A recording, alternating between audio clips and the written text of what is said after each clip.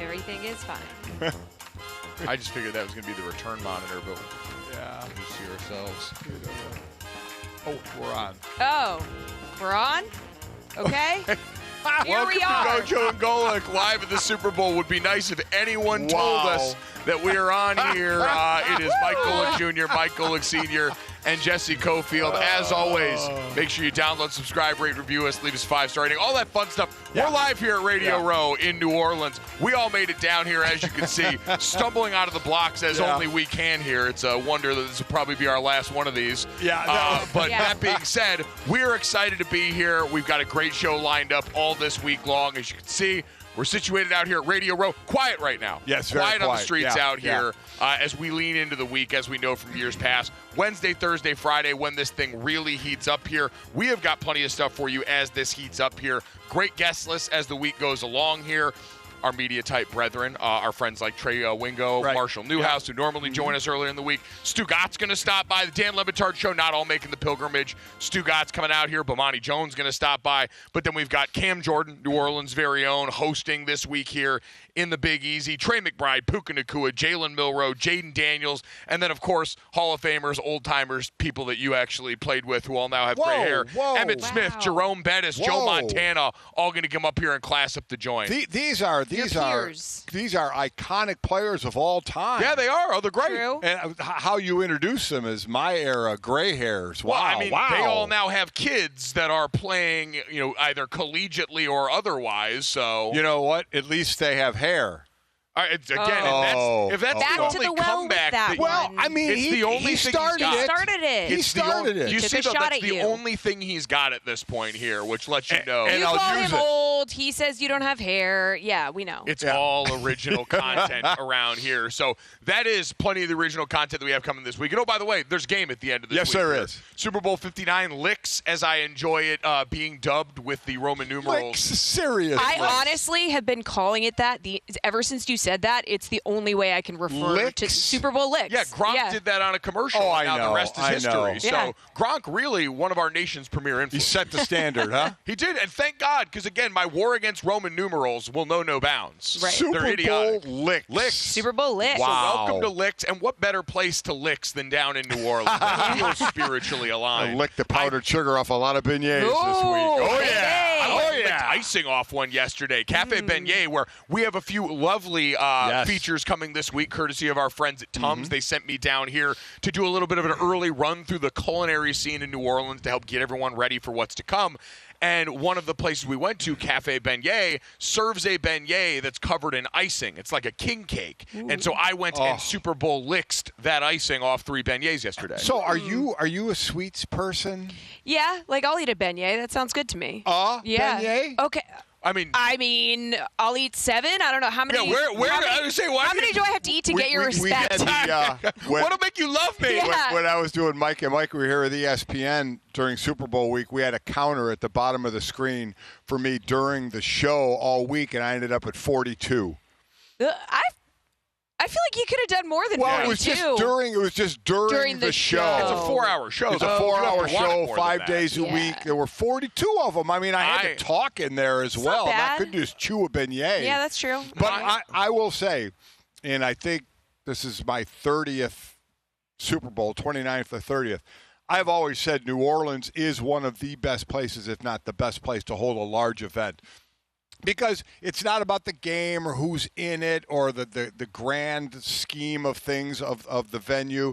It's about how easy is it for me Yeah. for the week to get around. The Stephen A. Smith first take level elitism about like where the All-Star game should be because it should cater to you. Yes, it should cater to how easy. Not the fans who pay the hard-earned money to get to a largely corporatized event. How not easy the players. is my job going to be I agree during with the that. week? Yeah. And New Orleans, everything walkable. Oh, yeah. Everything walkable, which and you have the big well-known restaurants, and you have little dive places where you can just go get a beer and a burger. I mean, It's awesome. I love a big event here. Yeah, I 100% agree with that. It's like, let's make this about me. Yes, And 100%. so You're right into that, I'm with you. right? Yeah, absolutely. Yes. I could walk to get my coffee this morning. I could walk over here. You don't have to wake up X number of hours early to get somewhere Right. on time. Exactly. Yeah, I'm with you. It won't be Senior. by the end of the week. You can't get an Uber. Right. You can't like. Gross. I'll say it. Miami's the worst. Miami is the Too worst. spread out. Spread out.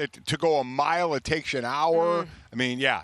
New Orleans is having it. Coming up in hour number 2, my father power ranks and grades every city that's ever hosted a Super Bowl based on this rigid criteria Yes. that he has established over. Give he said, the people what they the want. guy's been to 30 Super Bowls. Yes. It's far too many here. He's a connoisseur, if you will. Yes, Yeah. exactly. How does it affect me? Yes. So you will get that unique insight that you can only get right here, Gojo and Golic. Again, all 5 days this week at Radio Row, taking you up to Super Bowl 59. And we'll have plenty of time to break down the game. We've got my favorite version of these Super Bowl props that we will get to in just a little bit around here.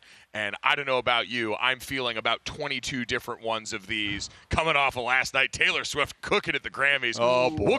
Me and Jesse will grade the outfits Yeah. a little bit here. We have plenty of Grammy talk from last night. But, guys, it feels so odd anytime this happens because we come down here this week and we're armed with all this knowledge. We've watched the playoffs in this season so dutifully. And you've got two teams in the Philadelphia Eagles and the Kansas City Chiefs that we know it's a rematch from 2 years ago. The Chiefs are on the cusp of something we've never seen. Philadelphia might be coming off of the best offseason we've ever seen a team have in terms of the players and coaches alike that they've acquired to make this team hum. And so you've got all that leading into a game that is no doubt, in my mind, going to deliver in terms of the product on the field. And we're going to start the week off talking about the NBA. Unbelievable. And for a while, and for good reason. Like, we've had Super Bowl weeks like this before that because the NBA trade deadline comes up and the timing there, we'll have big news that'll drop that'll co-opt the day. Dad, I'd be curious because you mentioned you've been doing this for 30 years. Have you ever seen anything like what happened with Luka Doncic, the Mavs, and now the Los Angeles Lakers over the weekend here? The trade for him and Anthony Davis, basically a swap of those two, and very little else, which will remind everybody because that's a stunning part of this story, that now lands the Los Angeles Lakers, a 25-year-old superstar who last year helped lead the same team that just traded him to the NBA Finals. Have you ever seen anything like this? I have never, because the NBA hasn't even seen anything like it. It's the first time two all-NBA selections have been swapped for each other in a trade. So this is a first for the NBA, as well as grabbing the headlines.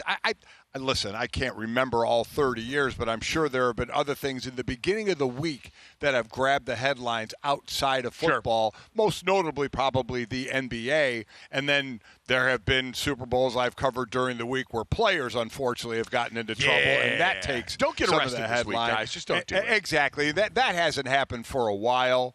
But the NBA absolutely front and center. And it's not just the fact that two superstars got traded for one another, but what do Dallas fans have to be feeling like? You have a 25-year-old legitimate superstar who is top 3 in the league every year in his young career. Yes. In his young career, a guy you build around, and they just basically gave him away.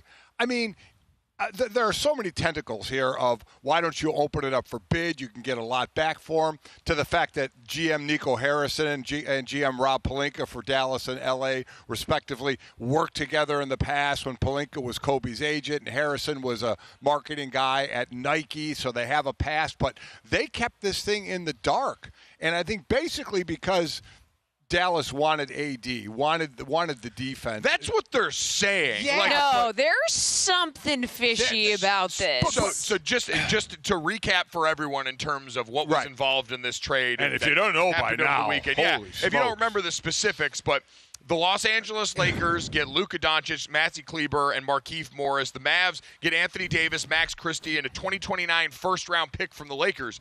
And that's it. That's it. And then the Utah Jazz get Jalen Hood-Shifno, a 2025 second, a 2025 second, one from the Clippers, one from the Dallas Mavericks here. But, Dan, I think that was the initial thing that, to Jesse's point, kind of tipped people off of how this didn't smell right because as we see in all of these trades, like you and I, we're not NBA guys in the day-to-day, but what do we see with damn near every trade? Oh, here's multiple first-round picks, a pick swap, multiple great players. Like, hell, even the trade that netted the Lakers' Anthony Davis acquired more capital than this did for a player that was much further along in his superstar life cycle and much younger than at that point in time here. So, it's about the same age at this point, I guess.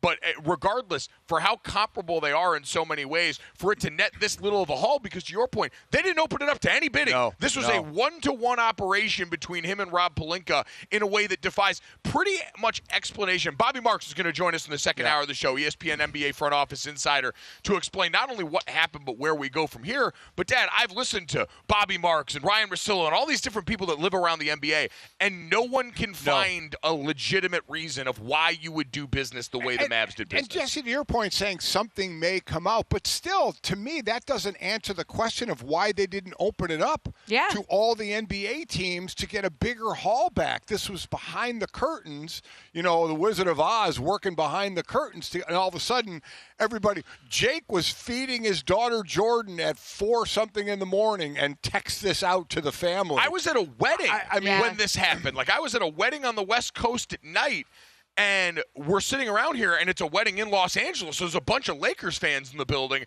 And all of a sudden, my best friend Dane is just screaming, "The Lakers are so effing back." And I look down and see why. And it's because Luka Doncic is now going to wear the Lakers purple and gold for the foreseeable future. And so as far as what this is about, I think, Dad, to your point, Jesse, to your point, that's kind of what we're searching for, is why the hell would the Dallas Mavericks do this? We can start with Nico Harrison, the president of basketball operations there, who was part of the architect of this deal, and the reasons he gave for why Anthony Davis would be a great fit and why you would move on from a 25, soon-to-be 26-year-old megastar. Take a listen to him. And then as we turn the page, I think it's important to know that Jay Kidd and I, we've had a vision in the culture that we want to create since we've been here. And the players that we're bringing in, we believe exemplify that. And, we think defense wins championships. And we're bringing in one of the best two-way players in the league. A lot of people don't talk about, what he does defensively and offensively, but, if you can name first-team All-NBA players that are also first-team All-Defensive players. That's a unique unicorn to try to find, and we're able to find that. So, listen, they can say defense wins championships until they're blue in the face. Dad, no explanation I've heard so far. And we've also heard the leaks online about how, Luka's conditioning had constantly become an issue. Which, HR is about to get involved with all these fat-shaming tweets that the Mavs are leaking. Like, okay, guys, relax. Pro sports is such a gray area in sports in general. Like, I remember getting out to real life and people are like, more mum about the weight conversation. I'm like, my weight's been a commodity my entire life. I can tell you what I weigh right now, but that was the immediate refrain was the guy's not in shape, the guy's too heavy. He's obviously missed the last 18 games with a calf injury this season and been out there. That still does not provide an explanation of why you would move on. And then, of course, you've got the people coming in now. Well, we've got a new CBA here, and there's the second apron that no one wants to spend over, and this move keeps them underneath that, so they don't have to spend all that. I mean, we can get into ownership for the Dallas Mavericks. They've got one of the richest women in the world that bought this team from Mark Cuban and is backing this thing. So money's not an issue for them. And again, you've got the thing everyone wants. Everyone who straps it up to be a GM or a president of basketball operations or an owner in the NBA is looking for Luka Doncic. Yeah. And y'all just gave him away for peanuts because you think Anthony Davis is a good player, 32 years old? He's 32, but he's a big man who's 32, so add a few years of age. But he's been healthy, like the injury-prone stuff. He's been healthier for a while now, so he's been doing well in that regard. Still playing well as a two-way player. He's been good this season. And if you want to talk about improvement for this year, Anthony Davis is the one that came out and said it. He did that sit-down with Malika Andrews and was like, we need a big man in Los Angeles because I want to play the four. Right. And they're like, all right, his name's Daniel Gafford, and he plays for the Dallas Mavericks. Have fun with that. Like, all of this, you can work into them being more competitive in the Western Conference this year that is largely populated by younger faces and newer teams. But again, none of it based on what we believe Luka has the chance to become. And even what he's been, even with them slandering the weight and conditioning, The guy's taken him to a Western Conference Finals and an NBA Finals and been on the cusp of an MVP conversation damn near every year. So what are we missing? Because I still can't figure it out. There's some. He killed someone. Like, I don't know. There's something crazy there is gonna come out. That's what I keep going back to is there either has to be something like there's that a literal that body we don't know of, like a scandal coming forward that we're not sure of, or they just hate Luka Doncic that just, much. No Behind matter the how scenes. much you hate him behind the scenes, you do. This is such a the fans are furious. Yeah. Even if you don't like the guy, how could you risk something like this unless there's a literal body somewhere? So I will say this. For the fan aspect of it, I was thinking about this the other day because you think of modern acquisitions that even, scratch the surface of losing this. And one that comes to mind that a lot of people in our crew, being a network that's based in Boston, will be able to tell you is the Red Sox letting Mookie Betts go and sending him to Los Angeles, where they've now watched him win at least one World Series, and it looks like they're lined up for more. A guy in the prime of his career like that. Is there any solace for Boston fans now in seeing, hey, they just did that? We know what happened. Boston was cheap. They didn't want to pay the money that they knew was coming there. That's how that organization is operating now. And right, wrong, or indifferent, you at least know why. Mavericks fans are going to be searching around in the dark, at least unless the expose drops today or tomorrow, where we start to get more of an inclination. And I'm sure the leaks will continue as to why. But, Dad, this one has no explanation. At least Mookie Betts, you knew, hey, we're the Poors now. We don't have money like that. We're not going to do it. Yeah, I don't know if we can believe the championship wins defense. Though I think championship does win defense. Defense wins championships. Defense wins championships, but you don't get rid of a generational player. No. Word is they didn't want – I mean, again, these are the stories. They didn't want to pay the spin. They didn't want to pay the 5-year, $345 million max deal that he would have got. But, I mean, you don't get great players to get rid of great players. So we all keep wondering for the other shoe to drop. Bottom line is Anthony Davis, who, oh, by the way, has an oblique strain and isn't playing yet. And Dallas went out and got smoked by the Cavaliers, who scored 91 points in the first half. The funniest part about that press conference yesterday with Nico and with Jason Kidd, who he said, it's like Jason didn't know any of this was going on. Jason didn't know either, yep. And Jason Kidd's waiting there to just give the lineup changes for that night. And when they finally let him read the injury report, it's everyone. Yeah. Everyone was out last night. So yeah, he couldn't get a word in. Nico was saying, this is my decision. Then Jason and I are on the same page. But, so now they have Anthony Davis. He can play power forward. You have Gafford. You have Derek Lively, who's out with a right ankle fracture for a while more as the two centers. So AD can go play as power forward. You have Kyrie Irving as the exclusive ball handler now. Let's see if they can go as far as they did last year to the finals. I mean, I don't. And for the Lakers, this is all about the future, right? This is post-LeBron move. And they because for this year, listen, they've been playing good ball. They need a big man now. Obviously, that's a monster hole in the middle, and they have till Thursday at 3 o'clock Eastern to try and get one. But this was obviously a move for the future. This makes them LeBron-proof now. Because before, you were sitting around wondering, hey, is Anthony Davis really going to be the guy they hand the baton off to at 32 years old at this point in his career? They had been searching for that for a while and couldn't find it here. Now you've got the answer. Whatever LeBron decides to do, and we've seen plenty of people intimate, hey, maybe LeBron is someone that could potentially get moved, if not at the deadline this year, then certainly in the coming seasons to a different team here. This now has the succession plan in line, and we can go over when we come back from break here the Lakers' storied history of finding franchise-altering players outside of the draft and outside of their own acquisitions. And LeBron has said he's going to not be on the Lakers past the trade deadline. He's one of two players, he and Bradley Beal, that have no trade clauses, so he controls his destiny. But this was a move for post LeBron.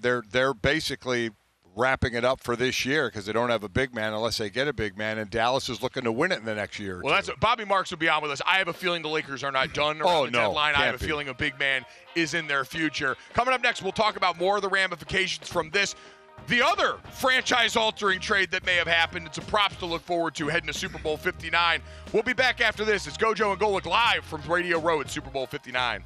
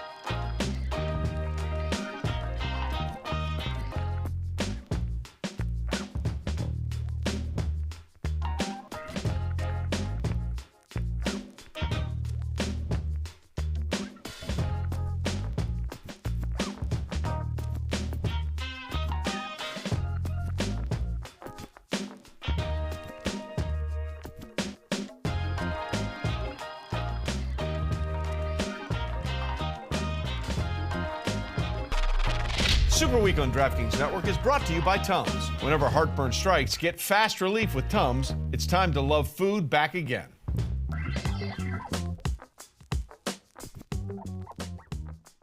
All right, speaking of loving food back, we're back here. Gojo and Golic live at Radio Row, Super Bowl 59. Mike Golic Jr., Mike Golic Sr., and Jesse Cofield here. That disembodied voice you heard was Trey Wingo, who's going to join us tomorrow, I believe. Him and Marshall Newhouse, the host of the pregame power-up that are going to be down here this week as well as a part of the set over at DKN. So that's exciting. We do have a lovely video feature called Gojo Eats New Orleans that you will be seeing coming up in about 15 minutes as we tour the city, and my big fat ass goes and gets to eat a bunch of delicious treats. Yum. I have comments.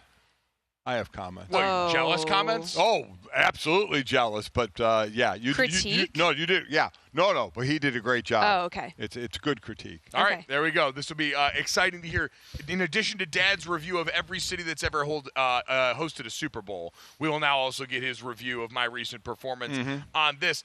Let's get a review of again the trade that rocked the NBA world, and I think thankfully reset our reality of what's important around the NBA's trade deadline. Because I'm not going to lie, one of my first thoughts after the initial wave of, oh my God, this is insane, we have seen probably the most impactful NBA trade of my lifetime. Yes. With Luka Doncic being dealt to the Los Angeles Lakers, Anthony Davis in return to the Mavs. I don't know if we'll see someone like this moved at this. Like, this was the kind of fodder that we said, like, haha, for fun and clicks in July when you're like, oh, yeah, like, what if they trade for Luka Doncic next year? And we're like, well, of course the Mavs wouldn't do that. It just doesn't make sense. That's what we're trying to do, is trying to find out the reason, what makes sense about this, and it's just hard to do. And There's a body. Yeah.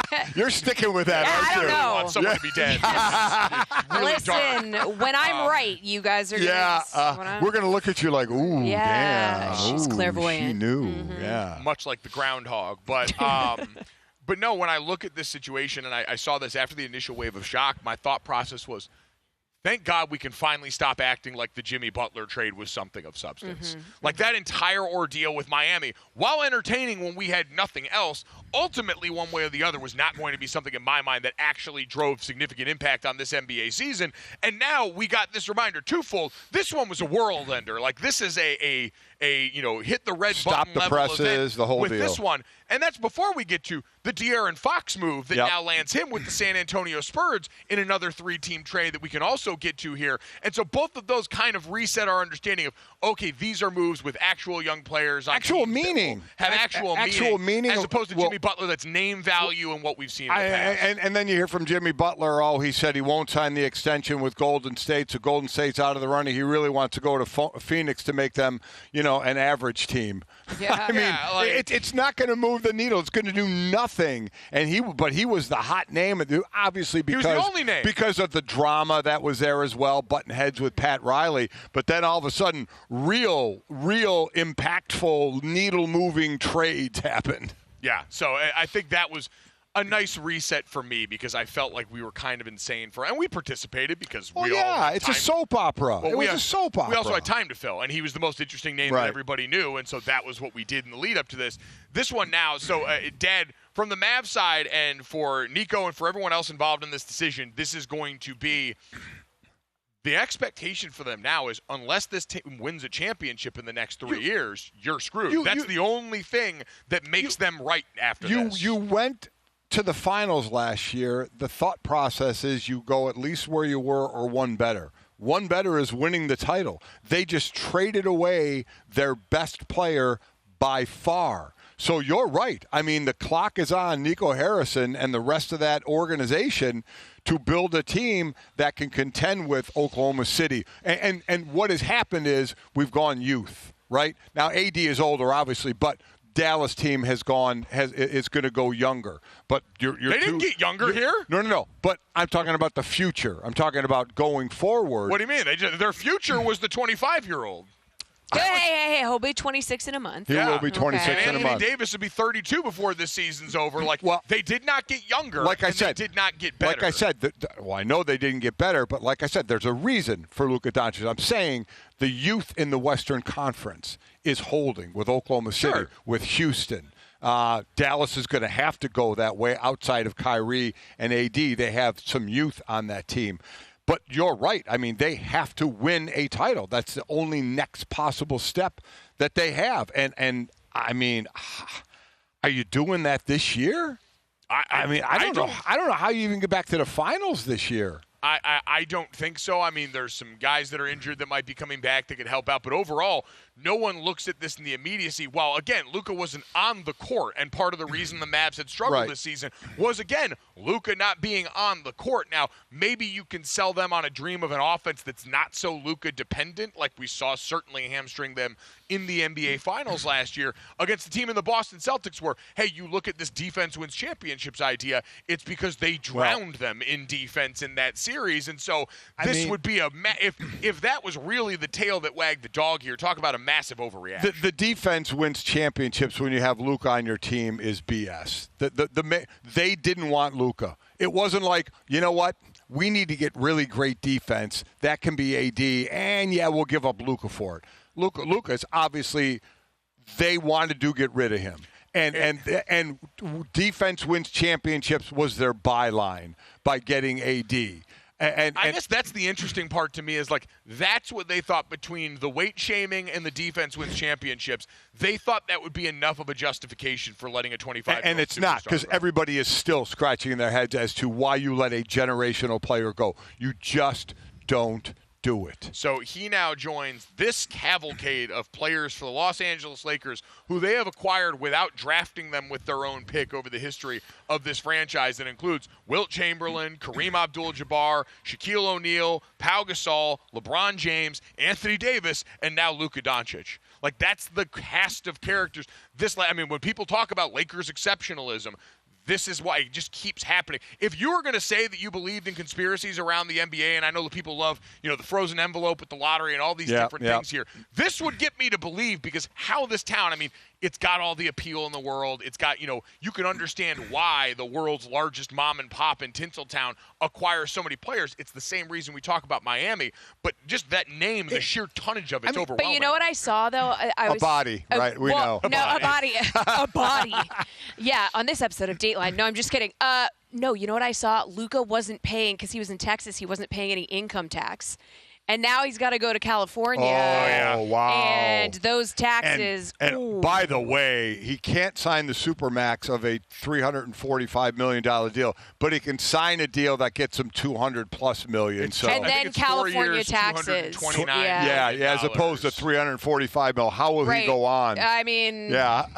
He's going to have to tighten the budget. Yeah, okay. yeah, uh-huh. Yeah. I did, by the way, appreciated Luka Doncic and his letter to letter to Dallas, I should say, that he wrote after that made no mention of the Mavs organization. Nope. Talked about Dallas, talked about how they took a kid who came from out of the country and made North Texas feel like home. Thanked all of the organizations that he worked with in Dallas, the charitable organizations that allowed him to be a part of that, but made no mention of anybody in the Mavs organization. So a story is going to drop, right? Yeah. It can't just, unless it's just they didn't think they had a future with Luka because they didn't like how he wasn't in shape, which blows my mind. Because the other part of this that makes you scratch your head is, again, I go back to it, why not open it up? Why not get all you can get for him? The Lakers didn't have to basically use their assets. No, that 2031 first-round pick, it's chilling. It's hanging in Rob Pelinka's unbelievable. office. So you trade Luka, which is the most bizarre thing, and then you basically you give up AD, but you're more than willing to give up AD for Luka, and you don't have to give up any of your assets. No. I mean, it's inexplicable. It's a colossal win for the Los Angeles Lakers. Oh, As my we said in the God. last segment, it makes your family planning so much easier now going forward, because whenever LeBron wants to hang it up, you are no longer held hostage is the wrong word, because it's not like it was the nature of the situation. It seems like LeBron and the Lakers have a perfectly cordial relationship, but at the very least, because I remember the end of the Kobe Bryant era, you had a 6-year playoff drought after that. You were wandering around in the desert trying to find your next star in Los Angeles, and now the Mavericks just gift wrapped you one to walk into town who similar, people talked about for a while, redundant skill sets with him and LeBron that sort of aged better because LeBron is an older player now. He can be more deferential to a guy like Luka on the floor. They're going to have to figure out the defensive thing, but all that is window dressing behind what's been one of the NBA's super weapons since he stepped foot in the hardwood, and now Los Angeles has that to springboard them into the other part of this. For Dallas, there's always the butts in seat portion of things. You had one of the best players in the league to sell your fans draws. on, one of the best draws night in and night out when he was out there, and now he's not going to be there. Now Los Angeles can bank on that for the foreseeable future in a way that is part of the other mind-blowing portion. And listen, this move to L.A. was all for the future, because you look at the immediate, it was Austin Reeves and LeBron who controlled the ball. Now it's going to be Luka. They're going to have to figure that out. But to your point, you're right. LeBron can be deferential. We definitely know. In Dallas, Kyrie just handles the ball, which he has been, and AD gets to move to power forward, which he wanted to, because Dallas has two centers, one injured right now, and they're trying to win in the now. It's a pretty bold move. They stole him. The Lakers stole him. But to say we're not really worried about this year, even though we're playing well, we secured another mega superstar for the future. Because, again, for most everybody, that would be the most tantalizing move on the table every time, except for Dallas, who, again, you could say they know.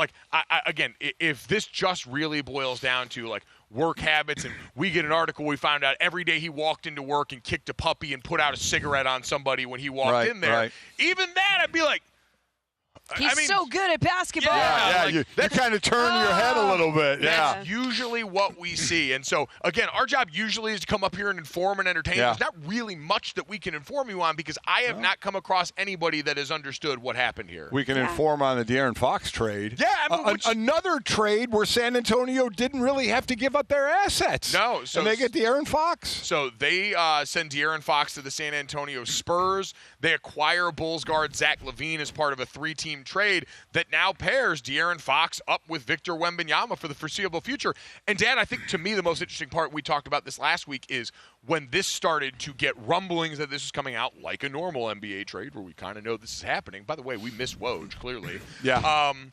When we got the rumblings of all this, the interesting part was this notion that De'Aaron Fox valued the San Antonio Spurs as a destination because Victor Wembanyama lives in the Also, Sacramento wasn't going to extend him. Sure. He was in the last year of his deal. Sacramento wasn't going to extend him. And what you have now is players who want, we talked about this last year. Players want to go play with Victor Wembanyama. And Chris Paul has been good for him. You now have, from the guard standpoint, the first and sixth rated pick and rollers, in first in Chris Paul and sixth in De'Aaron Fox, and second in Wembanyama coming off setting the pick. So, I mean, the pick and roll is going to be just forever going on in San Antonio, and they just get another building piece for getting De'Aaron Fox, who's 27. Right. And, Dad, this answers a question that you had last year about would they be able to build around Victor Wembanyama. And I said then there, I believe it now. That guy is the beacon. That's the signal being sent out that, yes, while San Antonio, we've heard Charles Barkley talk about it over the years, might not be a free agent bastion in terms of the amenities they can offer you on the outside, they got a 7'4" French guy that they can interest you, you can throw ignorant lobs to, and that's going to slap everything known to man off the backboard. And now we're seeing the initial wave of players wanting to come and be a part of that. So we saw the first in an NBA history of 2 All-NBAs getting traded for one another in Luka and AD. And when De'Aaron Fox and Zach LaVine got traded, it was now 4 players. It's the first time in NBA before the trade deadline that 4 players averaging 20 or more points got traded before the trade deadline for those 4 guys. So NBA making a little bit of history, grabbing some of those headlines on Super Bowl week. Everyone was talking about ratings being down here. I saw plenty of the conspiracy theorists wondering how much of this is orchestrated to help the NBA ratings and the soap opera of all this.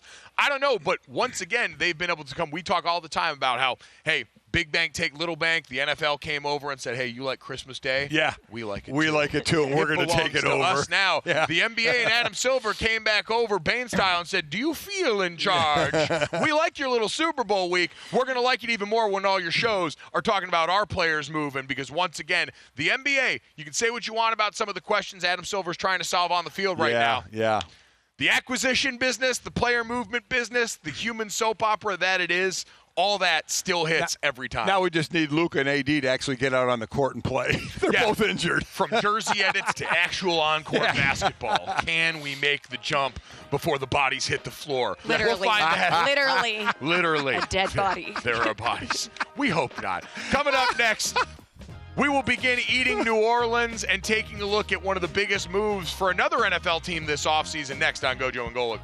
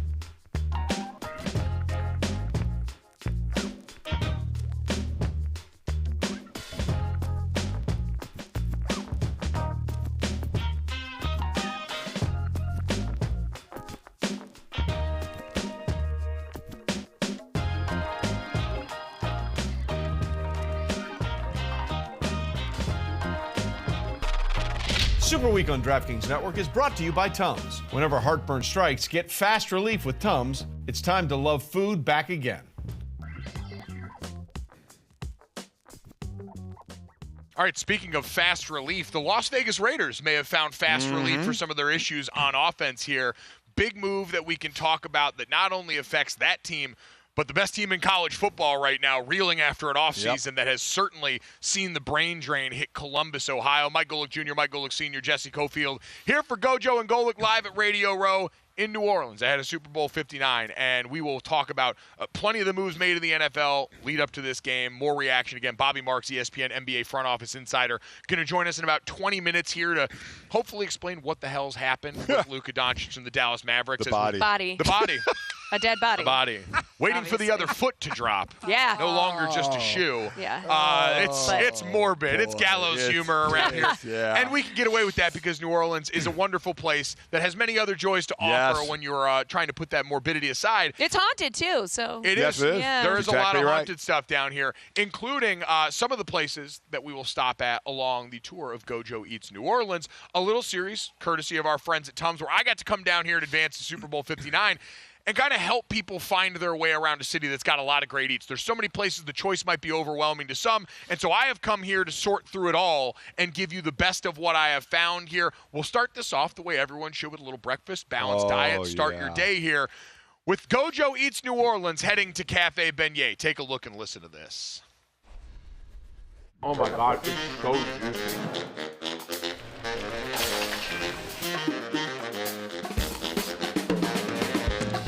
What's up, everybody? Welcome to Gojo Eats New Orleans, presented by our friends at Tums. I'm Mike Golic Jr., and I'm down here in the Big Easy, one of my favorite cities in the country, and a city that does food right. And if you're like me, you don't want anything to get in the way of you trying new foods or enjoying some of your old favorites here. So whenever heartburn strikes, get fast relief with Tums. It's time to love food back again. I love food, you love food, and especially breakfast. You gotta get your day started the right way. And so we are here at Cafe Beignet to do just that.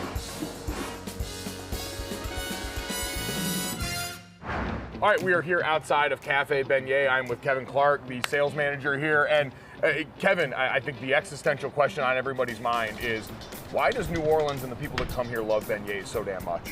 Because they're just a very good dessert. Very good snack. How many beignets are you used to moving in like a day and like a year? Do you guys have any idea how many? A year I can't answer, but in a day, typically anywhere from 500 to 1,000 orders a day. Kevin, we appreciate you taking some time with us. We're excited to go in here and watch the dough get made. Brian, walk me through how we get from dough to beautiful, illustrious fried dough covered in powdered sugar here. Well, it starts off with the mixer over there, that big guy, and it takes about 7-10 minutes, and then we roll them out back there, and then we just drop them into the fryer for about 6 minutes. So for the traditional, you always get 2 down, overloaded with sugar, 1 right on top, and another layer of sugar right like that. Ryan, awesome stuff. This looks phenomenal. Can't wait to sink my teeth into it. Thanks for letting us get back here and bother you in the kitchen. Oh yeah, no problem. You're welcome.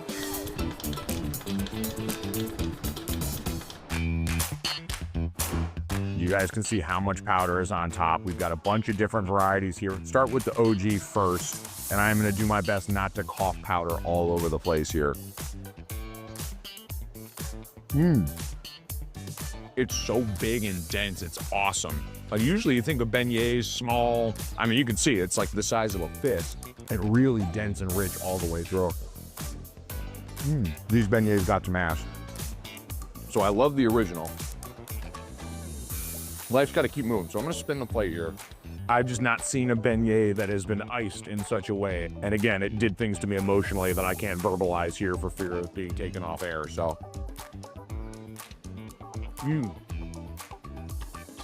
Oh, I'll tell you what, this one's good, and I'm sorry to you guys for not sharing, but this thing is just a gooey monstrosity.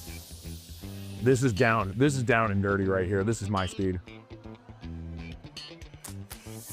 Oh, Mom, I'm sorry for talking with my mouth full. Oh my God. I want to just highlight this. We are 20 minutes in, and these are still warm on the inside. The word of the day is doughy. Look at the cross-section of these things here. I cannot stress enough. You are going to get all the bang for your buck here. These are, you get 3 in a plate. They are thick, they are dense. They are exactly what you have come to expect for people heading to New Orleans for the Super Bowl. Thank you to everybody at Cafe Beignet for hosting us. Phenomenal breakfast, and definitely a spot that should be in your starting lineup anytime you're traveling to New Orleans. But don't let heartburn keep you on the sidelines if you start to feel the burn after enjoying a phenomenal, rich, decadent, thick breakfast. Here, try the Tums Chewy Bites. That tasty outer shell, a soft center for fast relief of heartburn, acid indigestion, and upset stomach. It's available at Amazon, Target, and major retailers nationwide. I am going to get some much-needed steps in on our way to our next spot here, so I don't explode by the end of today. God bless.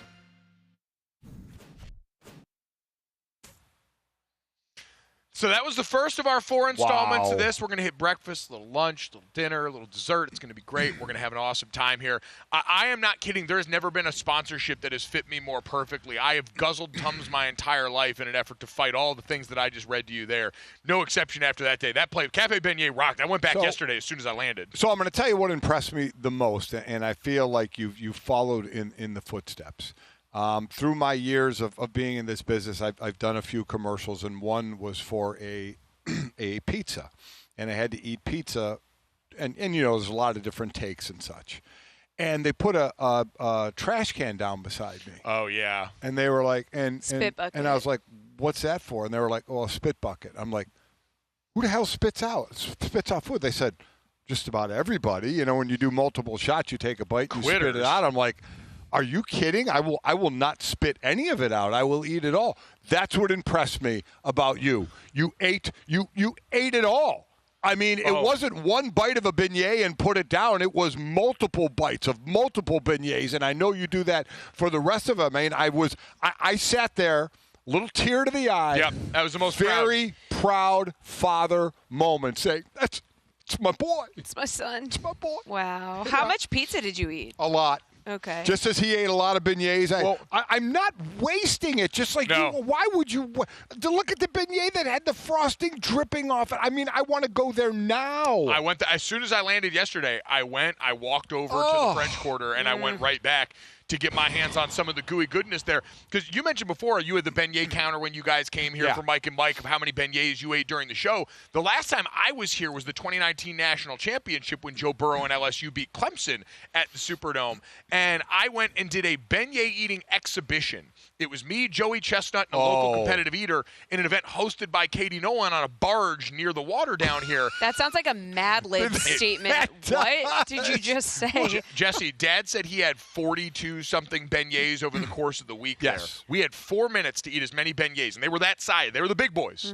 It was me, Joey, and this other eater. I was right next to Joey Chestnut. I would come to later call the competitive hot dog eating contest at ESPN a couple times, and I would see him compete from afar. There I got to see right next to him that day.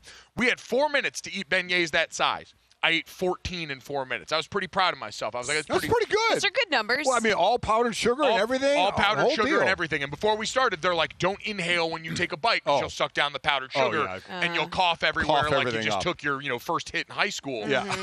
And this time around, I sat there. I had 14. I thought I was doing pretty well. I had to stop myself from gawking at Joey because in 4 minutes, he ate 72 of them. Oh, my God. That's my hero is what it is. Disgusting and impressive. There's nothing disgusting about that. He was like taking them off my plate because he was eating them off his so were you in like the splash zone? Was there powdered sugar everywhere? Yes. God. It was, and I tried because they had the water there. I tried to do the dunking and like get it on. Was he dunking? I don't think so because for him this was a slow Tuesday. The best part about this was as we were getting done, we're all getting changed back in because we had to wear like a different shirt for the exhibition and. We're changing and getting back, and I'm getting ready to put a suit on and go try and be a sportsman.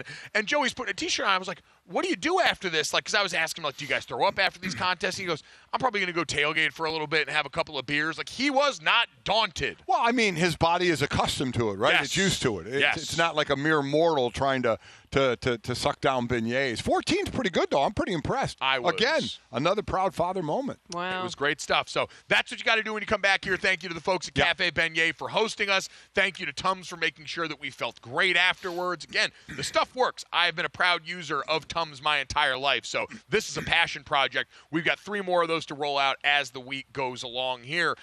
We've talking about the word of the day is transaction coming off this weekend. We will get to plenty of Super Bowl stuff. We have great props coming up in the next hour, especially for the Swifties. We've got plenty to get to and plenty of time to break down this game as the week goes along. Yeah. But interesting news out of the NFL over the weekend here as far as acquisition. We know that Pete Carroll is now the Raiders head coach. He takes over there after the Antonio what's the last name? Antonio Pierce. Jesus Christ. Yeah. It's been a long day. Thank you. My brain short circuits sometimes. Antonio Pierce out, Pete Carroll in. Now apparently his offensive coordinator, Chip Kelly, going to be joining him here, the now former Ohio State offensive coordinator who had spent the last 7 years in college football, most notably for his time as the head coach of the UCLA Bruins. He now goes back to coordinate offense in the NFL, Dad, after a season that netted the Buckeyes a national championship, but now has them sitting there on the other side. No Chip Kelly on offense and no Jim Knowles on defense, now the DC at Penn State. You look at both championship teams. Notre Dame lost Al Golden, their defensive coordinator, to the Cincinnati Bengals, their GM, Chad Bowden, to USC. Offensive linemen, 4 in the portal, a couple of wide receivers in the portal. So that's what happens when you're successful, especially with coaches. They'll take off. We're talking about a Philadelphia Eagle team that just replaced both their coordinators again for the 3rd year in Vic Fangio and Kellen Moore, who, by the way, is just biding his time and waiting to see if he can win the Super Bowl before he's named the New Orleans Saints head coach. But Chip Kelly going, and the 61-year-old Chip Kelly going to join the 74-year-old Pete Carroll. So the olds. Hanging out there. Chip Kelly is a guy. Hey, you're the one that brought up age. I didn't say the old. It was implied. Was it? Yes. You are on one, Jesse. You started it. You are on one. It was kind of what you implied, but wow. I think the maybe experience I was talking about. Oh, okay, same thing. I think the interesting part here for NFL fans, because the last time they saw Pete Carroll was the failed experiment with what went on in San Francisco after, bouts of success in Philadelphia and then the drop-off there that led to him being shown the door. The Chip Kelly that we got the last time around in the NFL was the pace and space Chip Kelly. He was coming off Oregon. It was, hey, we're doing sleep studies before everybody. We're up on the health and wellness side of things in a way that people weren't. We are cutting edge and fast paced. Chip Kelly went back to college in the 6 years he spent at UCLA. You and I got to talk with him a bunch during that tenure about the different version of Chip and specifically Chip's offense that we saw there. One that at UCLA certainly made more use of the tight ends, more use of the under center stuff that we had been seeing. He really morphed his offensive plan to what they had there. And so if you're a fan of the Las Vegas Raiders wondering, are we just going to come back and run the hurry up because that's where you left Chip Kelly the last time?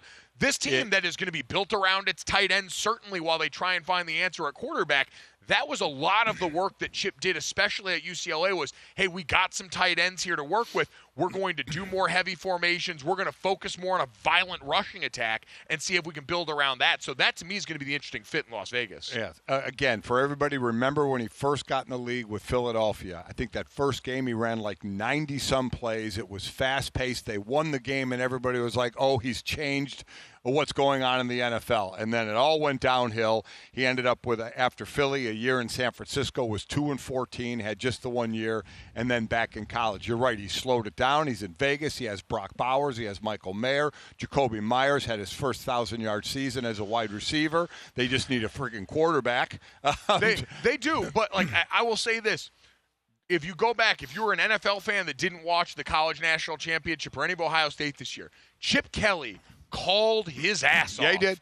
In that game. Had talent. Had a lot of talent. He had a lot of talent, but you also look at the window dressing that Chip Kelly consistently did. When we talk about the things that people love in the NFL, the motion, things helping players get open, it wasn't like they just rolled the ball out there at Ohio State and said, hey, Jeremiah Smith, go win it to us. He did a lot to put those players in position to succeed. I get that, but he was 35-34 at UCLA calling plays and didn't have the talent that he had at Ohio State. He did, and it still made us believe Dorian Thompson-Robinson could be an NFL quarterback. Zach Charbonnet looked great there. Greg Dulcich, who now I know Sean Payton didn't love in Denver, it seems like. I'm not as sold as you are. I'm not as sold.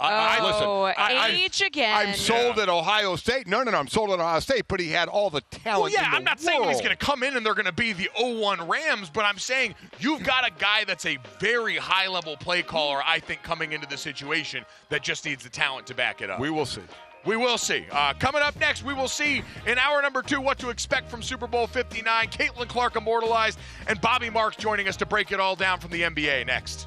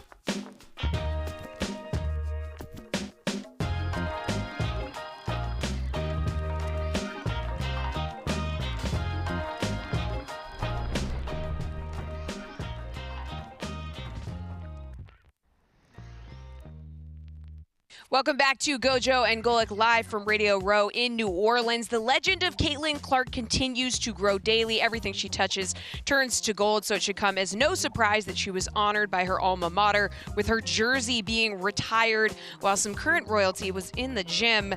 She was also able to watch her Hawkeyes stymie one of the biggest names in the game. Iowa knocked off number 4 USC and Juju Watkins during the jersey retiring of number 22, the all-time leading scorer in Division I, and she still gets butterflies when walking into the gym. And we still get butterflies being here on Radio Row with the fellas. We'll be back after this break.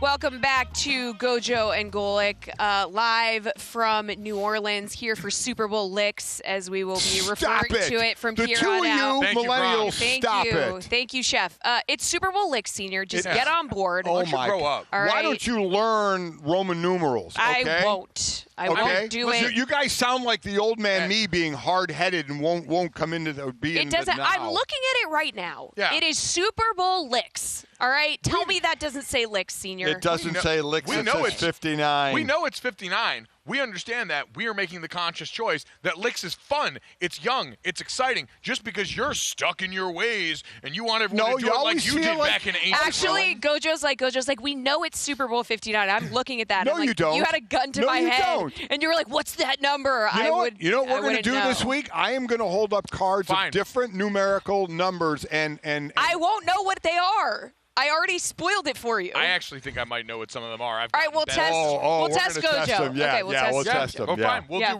We'll do Roman numeral math later on this week because we know Super that's what the Bowl audience licks. wants. Yeah. Okay, speaking of math, kind of numbers, Super Bowl records that could possibly be broken. Do we think any of these are in danger of being broken on Sunday? So we got like most touchdowns scored, completions, pass yards. Like, I don't know. What do you guys think? Well, I think just in general, like looking at this Super Bowl and what's at stake record-wise, I think if anything in terms of output is going to happen, Dad, most people would expect that would come from the Philadelphia Eagles because this Chiefs team, the hallmark has been the number 17.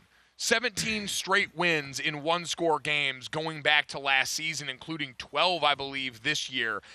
And that, to me, is the defining characteristic because offensive output-wise, we've talked about, hey, Patrick Mahomes, while he came off last year's Super Bowl win and said, I would like to do more offense, please. And then they draft Xavier Worthy, and we think, oh, they're going to do more downfield offense. That necessarily did not work out in that way. Xavier Worthy's become a great gadget guy. He's become a great man coverage beater. Hollywood Brown was injured for so much of the season. That version of the offense never materialized, and so it was timely with them. It was Spags in the defense making big plays. If we're going to have any of these offensive output numbers broken, that to me is the path to victory for the Eagles team whose hallmark is bigger, faster, stronger, we're going to out-talent you. So if you're going to break records, let's say who has the best chance to break a record. Of most completions, it would be Pat Mahomes over Jalen Hurts, right? Yes, 43. 43 by Tom Brady against the Falcons I don't think in it'll Super happen. Bowl 51. Most passing yards, 505, Tom Brady against the Eagles in Super Bowl 52. That would, again, be Pat Mahomes if it were to be broken. I do not see Jalen Hurts throwing for 505 yards. Which is so interesting because last time on Dragon Ball Z, Jalen Hurts was going toe-to-toe with Patrick Mahomes in the Super Bowl. But I don't see it because they'll be running the ball more with Saquon Barkley. Most rush TDs, 3, Broncos Terrell Davis and Jalen Hurts in the last Super Bowl of these two teams played in Super Bowl 57. I say we are fresh off an NFC Championship game where we saw both Jalen Hurts and Saquon Barkley rush for 3. My point exactly, as you're speaking for me, that would be talking over someone. Where did I learn that from? Yes. Like father, like son. That would be Philadelphia and Jalen Hurts or Saquon Barkley. The one interesting to me, most rushing yards. It's for those that don't remember, it's Timmy Smith, the 204 yards, Washington against Denver in Super Bowl 22. So that's obviously a while ago. The thing to me is, where will Saquon end up all time? 204 yards is first. 5th is Terrell Davis at 157. Where are we putting Saquon's yards? Because you know he's going to bust a long one because he normally does. So that to me is an interesting record. Most receptions, if you have me name a person, it'd be A.J. Brown. Yeah, by that far. would be the 14 receptions. And most tackles, 18. Now the Panthers, Dan Morgan has that from Super Bowl 38. That says 38? That's 38. Yes. Jeez. 3 X's, a V, and 3. XXXVIII. Yeah, it's 38.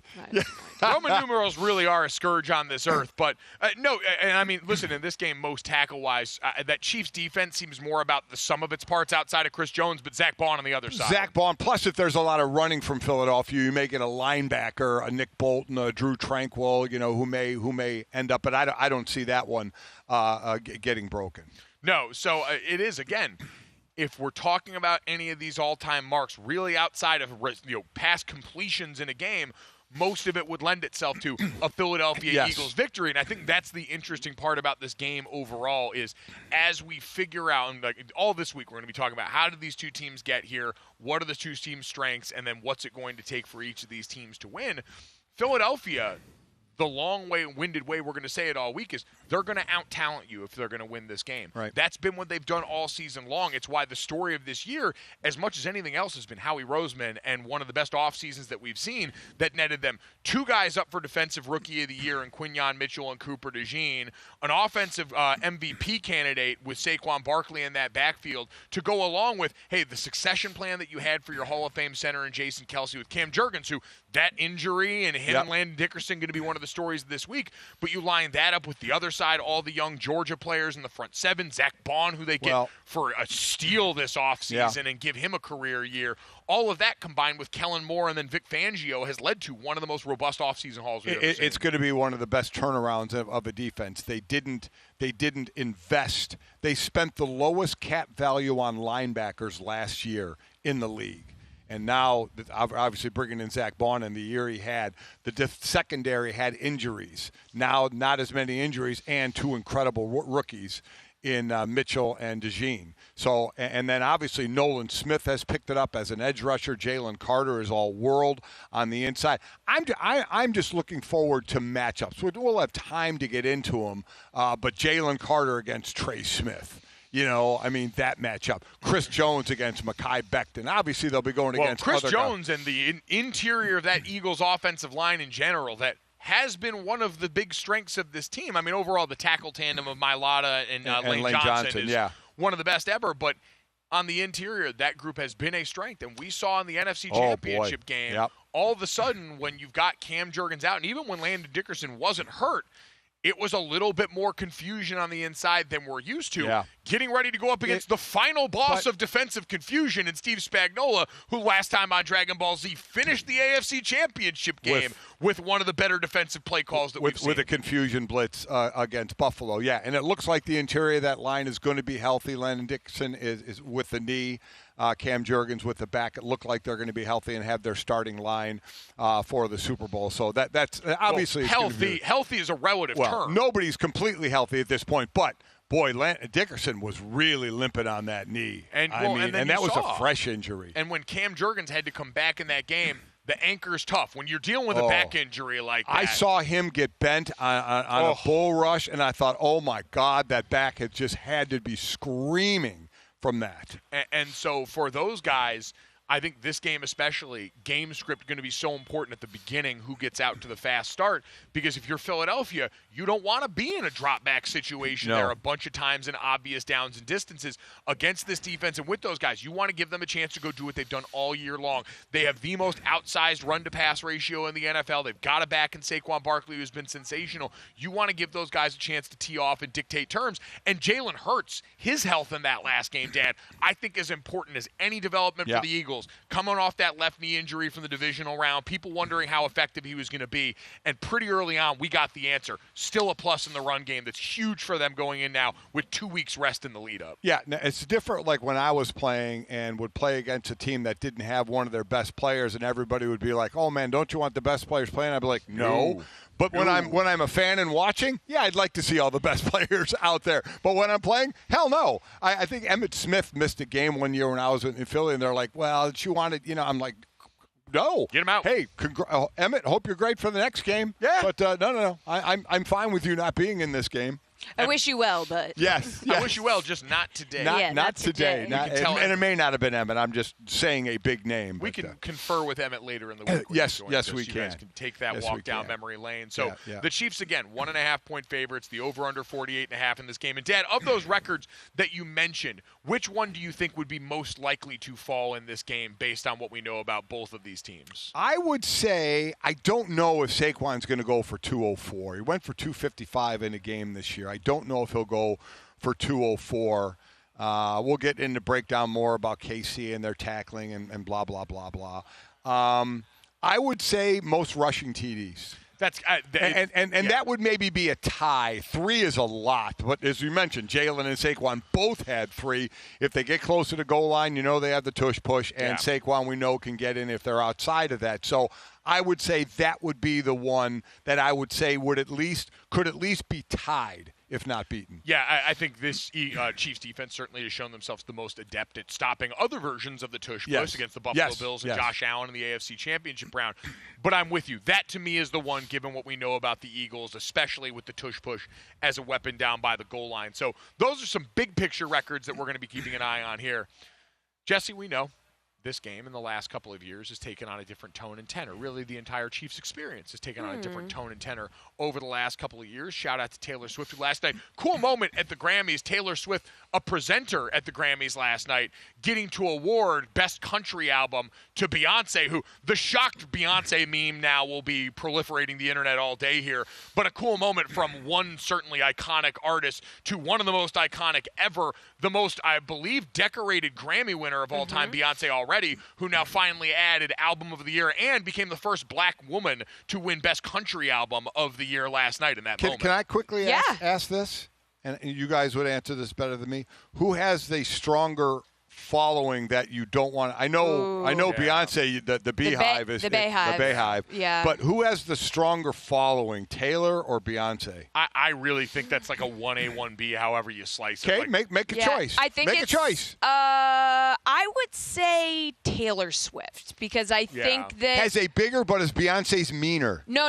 I don't think it's mean, and you're certainly not going to get me to say slanderous no. word about them on air. No, I don't mean that in a bad way, Beyonce. I don't mean that in a bad way. I think if they were battling, like, I would choose Taylor, the Swifties to win, but it would be like mutually assured destruction because they're both so strong. Okay. It would be like you won it, but at what cost? Yes, exactly. Right? No one's walking out of that Be fight Thanos whole. with all the stones. Huh? Exactly. Yes. But again, thankfully, everyone involved seems to get along very well. We had that cool moment with them, but Taylor Swift rocking the Chiefs Kingdom red last night, getting ready to come here, I'm sure, and support her boyfriend, Travis Kelce. And Swifties will have something else to sink their teeth into on the betting market as well, Jesse. So, on the DraftKings Sportsbook, we actually have, under the specials tab, we have some Swiftie specials that you can choose from here, okay? So these all have cute little names, like Is It Over Now?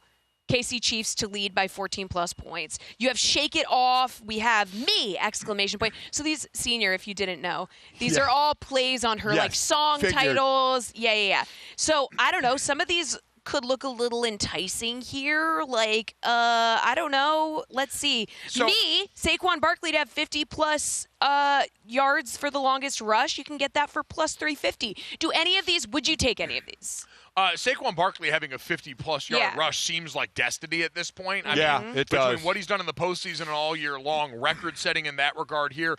I went and looked up one of these early on, the Patrick Mahomes 15, which is a nod to one of Taylor Swift's most famous and oldest songs. Okay. Patrick Mahomes to have 15 or more rush yards and 215-plus passing yards. I looked in his last 10 postseason games, Patrick Mahomes has passed for over 215 yards 7 times, rushed for over 15 yards 15 or more, and has done both 6 times. So 6 out of the last 10 with that feels like a pretty good bet. That's why it's minus 175. I would, but how about a plus one? A plus one would be, I think I would go Eagles to score first and Chiefs to win, even though I'm picking Philadelphia. You could do Travis to have 87-plus receiving yards and score 1+ touchdown, plus 450. He's been hot in the playoffs. That would be the interesting one, and how the Eagles choose to defend him with that secondary that we talked about here. We saw Blankenship matched up with Zach Ertz in the last round. Probably not going to be the case in this one, so lots to go with that one. The gold rush, Saquon Barkley had 20-plus rushing yards in each quarter. I don't know about that. Odds are getting a little long here. Yeah, the longer you scroll down. That and the Saquon Barkley to have 50-yard longest rush are both the longest odds. I would tell you this: if you're looking to really cash in on this one in the, like Jesse said, the like plus over 1,000 range here, the one I would look for, especially because we know in these games they're penchant for trickery. Run. Travis Kelce to have 5 or more rush yards in this game is plus 1,200. And we see down by the goal line, down in the red zone, that guy has plenty of wildcat opportunities in Andy Reid's playbook. Hey, why don't we shake it off and go back to the NBA? God! There we go. Oh, come on! Not dead yet, folks. Bobby Marks Coming up next to break down the Luka trade to Los Angeles on Gojo and Golic.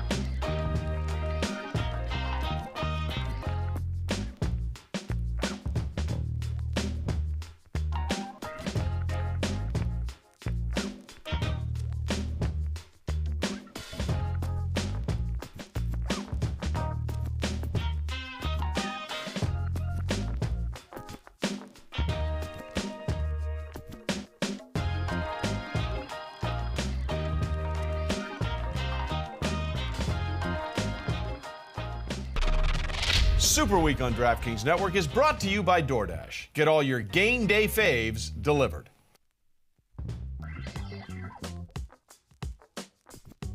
And just like we expected during Super Week here on Gojo and Golic, Mike Golic Jr., Mike Golic Sr., to be live in Radio Row, getting ready for the biggest game of the NFL season, to welcome in ESPN NBA front office insider Bobby Marks to talk about a massive world-altering trade in the NBA. Bobby, good morning. We appreciate you getting up with us, and I'm sure you're just as shocked. We know the NBA trade deadline is around this time every year, but did you imagine to be barging into this many football shows during Super Bowl week to talk about one of the biggest trades we've ever seen?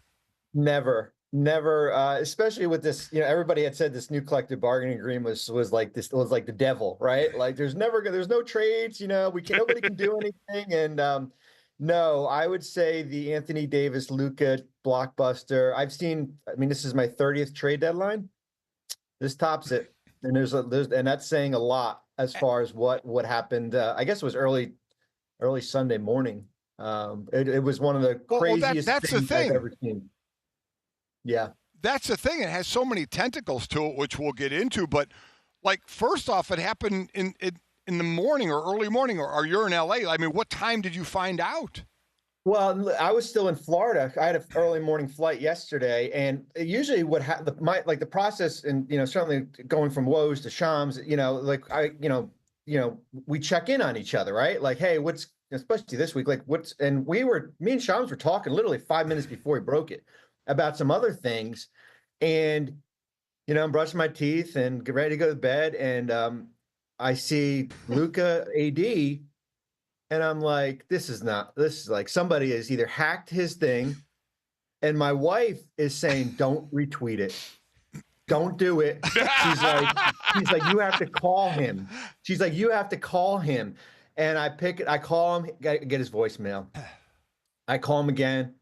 He goes, hey. I go, we good with this? And he goes, yeah, we're good with this.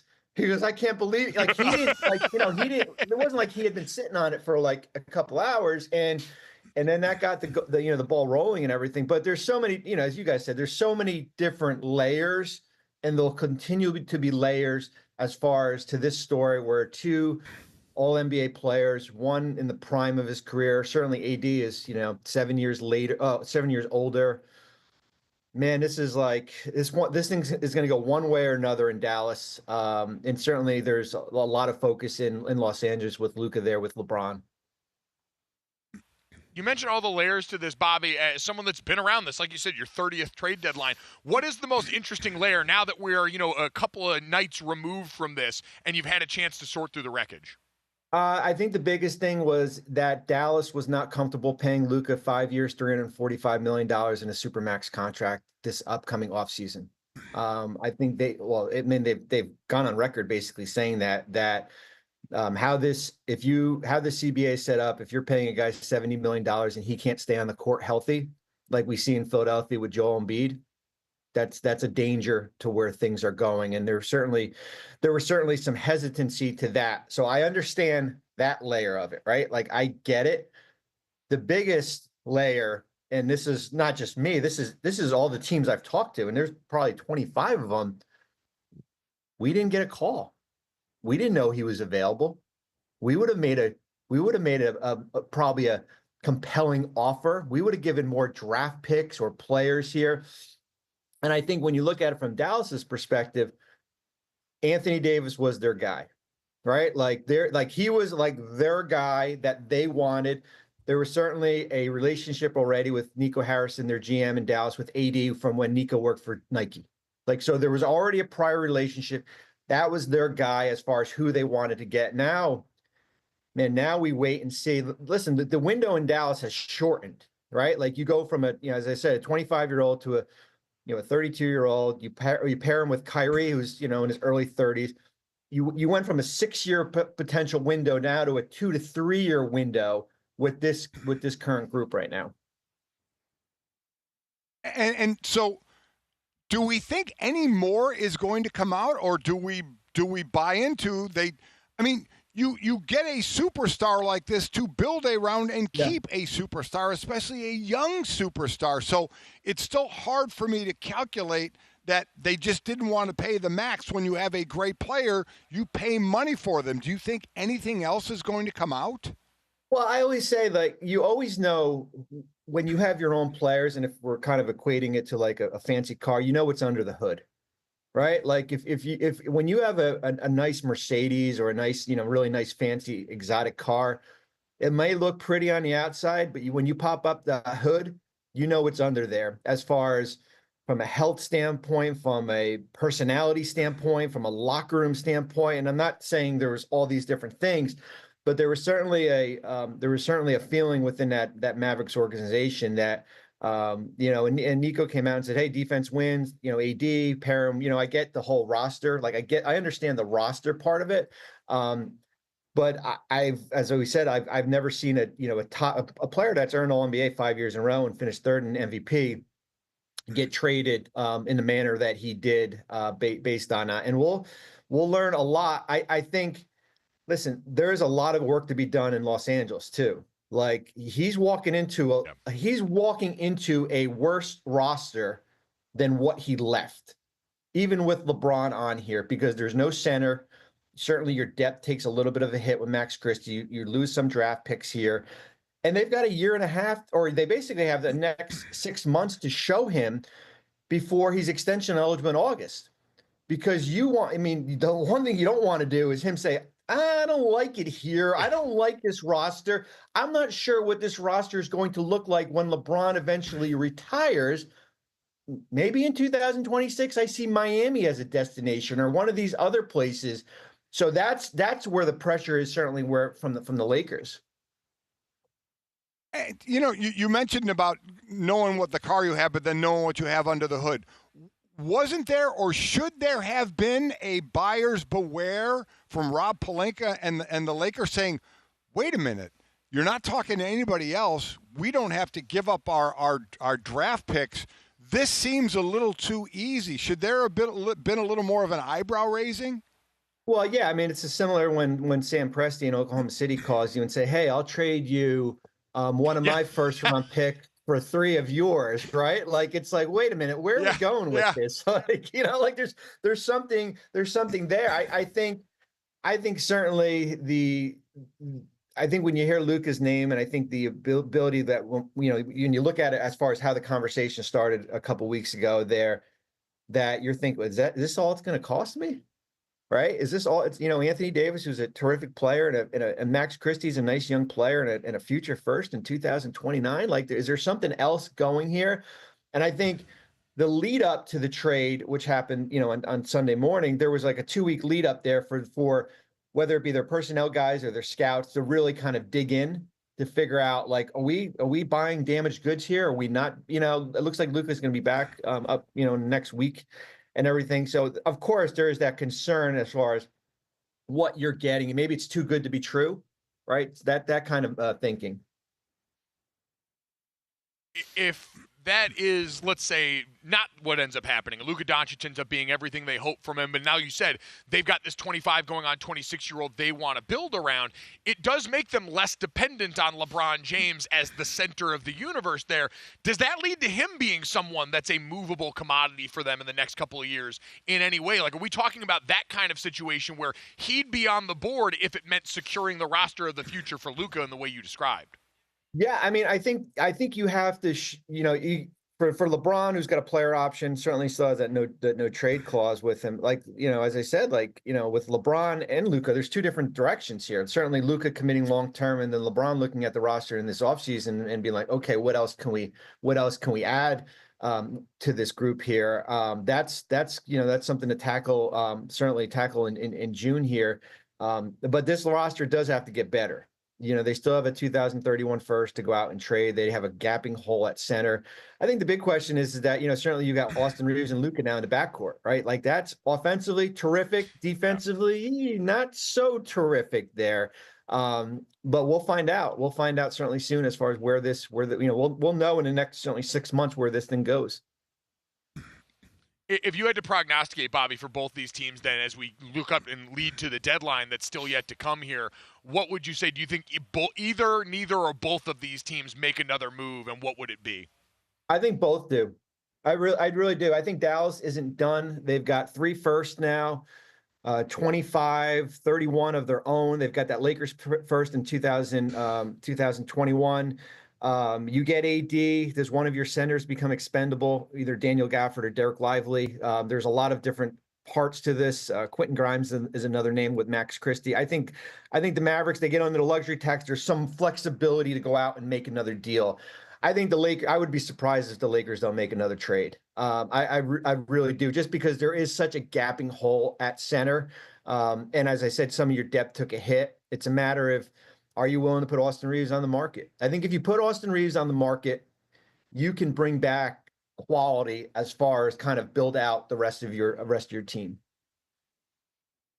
So that wasn't the only trade. It was the biggest trade, but not the only trade. De'Aaron Fox goes from Sacramento to San Antonio. It was in last year of his deal. Sacramento wasn't going to extend him, so he joins Victor Wembanyama. And so talk about that move and now the pick and roll capital of the world between him and Chris Paul and Wemby and how that's going to run. Well, the hardest thing to do is show restraint at the trade deadline. If you're a team like, you have San Antonio. You've got all these draft picks. They had 12 first-round picks, 20 they had everything, right? Core players.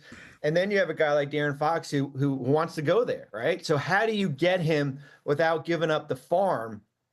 And you look at what they were able to do when you get Fox, and you don't have to touch Stephon Castle, their prize rookie, Devin Vassell, Keldon Johnson. They still have Chris Paul. You have that group there, and they still have 8 first-round picks in the next. They got 2 from Atlanta.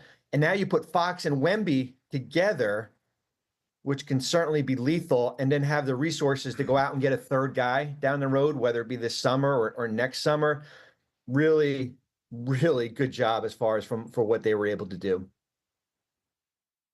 And Bobby, does this kind of signal De'Aaron Fox wanting to go here, that Victor Wembanyama has now officially put up the sign in San Antonio that this is going to be a destination we see more free agents and guys like this trying to get themselves involved in? I had a call with a team yesterday, and he said there is a growing list of point guards that wanted to go to San Antonio. And De'Aaron Fox is fortunate that he was able to kind of jump the head of the line. And I think he realized that, right? Like if I don't, and listen, he didn't ask to be traded, but certainly there was concerns about signing the long term. If there wasn't a move now, then it was going to be somebody else probably at the deadline, or probably somebody else in this offseason. So, Bobby, a little over a minute left. We started out the trade deadline talk with the soap opera in Miami, went to some real trades where it affect on-the-court situations, and now we're back to the soap opera. Where does Jimmy Butler end up, if anywhere? I think there's a realistic chance that at that 3:01 Eastern on Thursday that he's still in Miami. And we're going through this merry-go-round again. Yeah, it's an exhausting process. Wow. Certainly. Well, and that's why the beauty of the AD Luka trade is that it didn't get out. Butler gets out. Now he doesn't want to go to Golden State. He doesn't want to go to Memphis. He basically, I only want to go to Phoenix. Like, you basically eliminate the field, and now you're staring at Phoenix. Miami doesn't want Bradley Beal. You can't get a third team involved. There's really no way, unless they trade Kevin Durant, which I don't see happening, like there's no way for him to get there. And I think there is a realistic chance that he is back in Miami. Wow. God, as the world turns in Miami, Jimmy Butler and Pat Riley, the most uncomfortable morning cup of coffee coming up in a Miami coffee shop near you, maybe Big Face Coffee, as he gets to keep the business there. Bobby, we appreciate it. I know it's been a hectic weekend for you, and I'm sure an even more chaotic one coming up here as we march toward the deadline. Really appreciate all the time and insight, man. Thanks. Thanks, guys. Appreciate it. Thanks, Bobby. And, Dan, I think that's worth reminding what Bobby said there is De'Aaron Fox didn't ask for that trade. Right. And neither did Luka Doncic. Like, from everything we've known and have heard right now, this was not Luka going to the Mavs and saying, if you don't, then I will blank. This was something that seemed like it was Dallas going out here and getting ahead of a situation they didn't want to be a part of. He said, this saved us, I think Nico Harrison said, from a tumultuous summer coming up. This was definitely led by Dallas, the organization, and not the player. No doubt about it. They wanted to part ways with Luka. Yeah, still unbelievable to sit here days later and try and process what happened in the NBA. A little easier to process. The NFL had the Pro Bowl this weekend. Did anyone actually hear? Next on Gojo and Golic.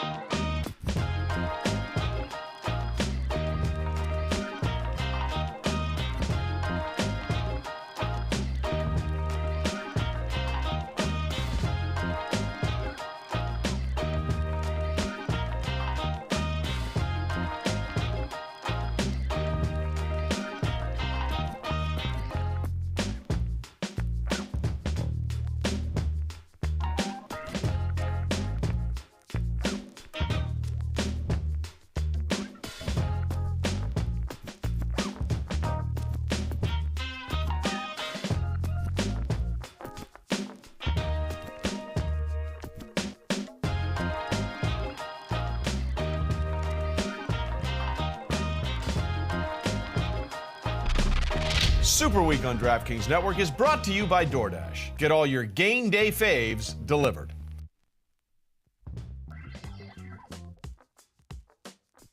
Welcome back to Gojo and Golic live here from Radio Row in New Orleans. Guys, the Pro Bowl happened. Don't know if you guys know. It did occur. The NFC won again. So since introducing the new flag football format, the NFC has won all 3 times, okay? So what do we think of the new format? Senior, I know you watched some of this, so you can provide some color for us about, do we like it? Do we not like it? The AFC's really bad at flag football. What's the deal? Yeah, I mean, Cause again, for concern? Yeah, question mark. Coming up today on First Take. the fun of it was I like actually how they interrupt the flag game to do competitions like obstacle course, punt perfect, and different things. You know what? They're trying, right? It's no longer a game, so there's competitions before the game, obviously, and then they actually take breaks during the game and have competitions. And one was the punt perfect, which was actually one of the more exciting things. The 2 Pro Bowl punters and then 1 normal player were in a punt off. They punted basically 30 yards into these big containers, and it went to sudden death overtime. And it was actually somewhat exciting. Marcus Spears and Ryan Clark were the commentators with Laura Rutledge, and they were as jacked up as could be because it went to regulation, it went to overtime, and then it went to sudden death overtime. It was actually pretty exciting, the friggin' punters. That kind of plays into all of our secret desire of, like, put a normal person out there and see how they do. I mean, obviously not a fully normal person out there, but that's interesting. What do you mean an obstacle course? What happened? You said they were stopping to do an obstacle course? No, they were stopping to do other events. Oh. I was imagining like those like where they try to run across the thing and there's like the American Ninja Warrior. They had sled pushing, going through feet drills and all that. Like I said, I didn't watch it all. I watched parts of it. Some of the flag football game. They're trying. They know they can't have a regular football game. Obviously, that's out the window. So you have to put a bunch of events around the flag football game because flag football is basically linebackers and receivers and to running backs and quarterbacks. No linemen involved or meat shield people involved. So you have to find events for them. You had punt catching. You had a tug of war. As well. And then you had the Manning brothers going at it. Mm-hmm. Eli winning his 3rd in a row over Peyton, the kind of trash talk back and forth. It was somewhat entertaining because of the variety of things that they did. In a day and age where I have the internet available to me at all times, it's really going to take a lot for me to actually give a damn about the Pro Bowl anymore. Because to your point, like, it's the TikTokification of all of this. You've got to have something to kind of break up the scroll during the game, and that's why you throw all that other nonsense. And, Dad, the reason the punting contest works and the reason that's going to be the avenue forward for the NFL is you've got to find things that these guys are comfortable knowing I will not get hurt doing this, but it still invites competition. And that's why stuff like the game show element of the skills competition and the punting contest are going to work because none of those guys are worried about getting hurt, so they'll go out there, play fast and lose. They'll try because it's low effort because most of them are either coming back from vacation or getting ready to start a vacation or kind of there on vacation. That's the secret at this point. And again, NFL diehards will watch it. It'll still rate because it's football, but I won't actually be compelled to care about it ever again. And by the way, when they were actually playing a hitting football game, the prize money was like 20-some thousand for the winner and cut that in half for the loser. Now they play games. Yeah. Right? They don't hit each other. There's no physical contact at all. The winning team, each player gets $92,000, and each player on the losing team gets half of that, $46,000. Now, it used to be in Hawaii, and the game used to get serious in the 4th quarter if the score was close because all the guys wanted to pay their bar tabs, and because everybody flying family members over or teammates over, But this is back in the day where they still made money, obviously, but the money is crazy now. Well, yeah, that's the thing. I wonder relative to inflation how much this actually is hitting the pockets. But you know, still, when you have a chance to make $92,000 over $46,000, I don't care how much money you make, you still want to make the $92,000, especially. Bijan Robinson was like, "Yeah, we found out how much the prize money was, and we were $92,000 we wanted each to win for no hitting, for nothing anymore, for playing games." Yeah, rookies. Bijan's a rookie on a rookie running back contract too, true. so he's trying he to was scrape like, up every dollar he can. "Okay." You get handed $92,000 for There are some veteran quarterbacks that'll make that in a hand of blackjack at the casino later. That's exactly right. So, it's exactly right. Again, like you said, it's kind of our stock answer for all the All-Star games because no one actually cares about them anymore. Is they're trying for that audience because again, someone still cares because again these leagues have figured out if they just I always said if you just put the countdown screen for the NFL Red Zone channel with Scott Hansen on, it would probably rate most weeknights here because we're all just addicts, especially when it comes to football. That also butted up against Grammy Sunday, though, which I'm not someone who as invested in the award shows as I used to be, but the Grammys is one like the Oscars. It's got the cachet, and this year it felt like it delivered for people in the stuff because I feel like most of the frustration when it comes to the Grammys, the Oscars, is it's rewarding things that goes against public sentiment. Mm-hmm. And then this year you had Kendrick Lamar and Not Like Us win 5 Grammys. You have Beyonce go out here and win Album of the Year and Best Country Album in a way that felt like a finally here. Chappell Roan, who's been one of the artists that's dominated headlines for the last year, wins Best New Artist. So it felt like it rewarded common sense this year, which was refreshing. I did not watch any of it this year. I did not see it. I'm not going to lie. I didn't watch it, but I did, check out. Do you watch a red carpet? No, but I go on Twitter or Instagram and I just the millennial red carpet. Right. I look at the pictures and Taylor Swift is in her sexy era. Okay, she was wearing a short little red number. KC color. With a thigh chain. Taylor, stop. T for Troy? No. T for Travis. Actually, she didn't say if it was T for Travis or T for Taylor. I would kind of love it if she was just like, oh, no, this is a T for Taylor for me. But I think we're all assuming it's a T for Travis. Listen, if we're going off the most read album, what if he had written mine up on my upper thigh, only in my mind? Now, putting on wax with the chain. Now, Good Lord. doesn't she wear things that send messages and such? Was there any kind of... So, listen, I would just... Hold on, I don't want to dive into the rabbit hole here, but... Too late. I love... Too late. I'm sorry I brought it up. No, this is more a PSA. You need to calm down because my Swiftie brothers and sisters who have all been sitting around here waiting for the saving light of Reputation Taylor's version to get released. Give up. Embrace abandoning all expectation with this. That's the only way. It's like when you used to play Super Mario Brothers. Remember the ghosts that would try and chase you in there? Okay. And when you faced them, they would stop. And when you turned away, they would start moving again. Right. That's what we have to do with Reputation. We have to turn away and allow it to chase us because we've been chasing it and it hasn't worked out. So there was no message sent last night other than she's clearly rooting for the Chiefs. Eagles fans, I'm sorry, who are holding on to that last bastion of, hey, she's from Pennsylvania. She grew up an Eagles fan. There's reference in the song.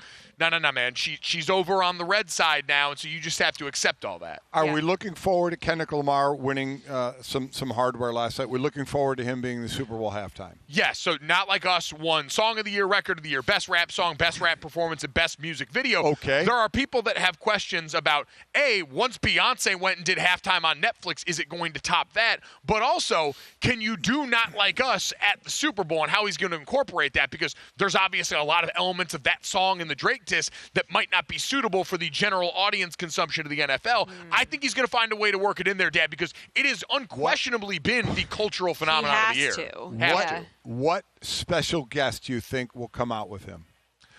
SZA's already announced. Yes. Yeah. Lil Wayne is already announced. Somebody who hasn't been announced. There's always a surprise. Drake. He's going to bring him out and roast him on stage in there. He's going to put him in one of the hotel chairs you always see in the rooms, and he's going to make him watch while he slanders him in front of the nation. Yeah, I have no idea. I certainly don't. I was going to say, you were coming to that one with a bunch of stuff waiting No. until then. I have questions, not answers. I do think it is going to be a phenomenal performance. Like coming off of Rihanna that you got to see in person, coming off of Beyonce, which, listen, I mean, she had a record saying, yes, again, the first black woman to win country album of the year. She seemed even shocked by that. Her speech talking about genres. That performance at the halftime show, the Netflix game, was awesome. It was incredible. I do think Kendrick is going to come out and be able to match that energy and really keep that energy going off of a banner Grammy night for him, Beyonce, Chappell, and everyone else. We'll finish off a banner day to start Super Bowl week here on Gojo and Golic next.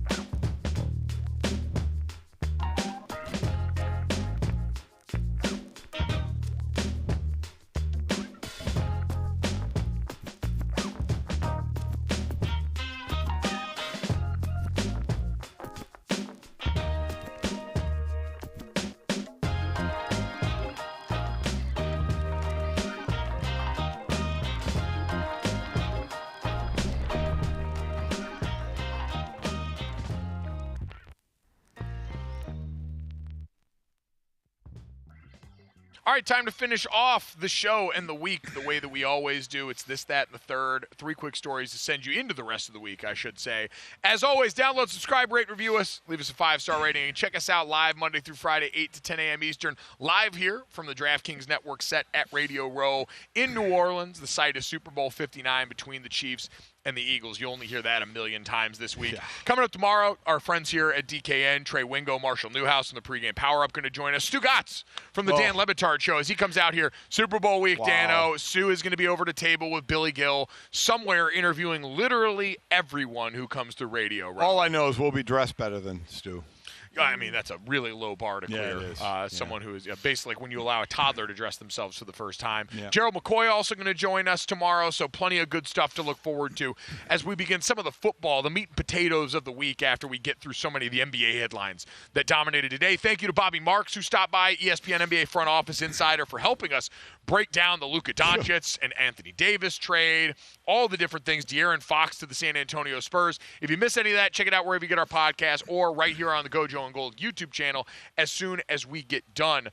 Guys, let's start off this, that, and the third with this here. Noah Lyles really trying to keep his 15 seconds of fame going by trolling Tyreek Hill after a most recent race here. The Olympian, after an indoor Grand Prix win, Yeah, the New Balance Indoor Grand Prix. Took to trolling Tyreek Hill, basically saying, hey, now it's your offseason. You got no excuse. Let's make this race happen after Tyreek Hill said that he thinks he could go out here and beat Noah Lyles. Dad, I appreciate the effort to try and keep tracking everyone's diet. We talked about this a little bit with women's gymnastics, as we had heard from different people about trying to do things to spice it up for the general audience there.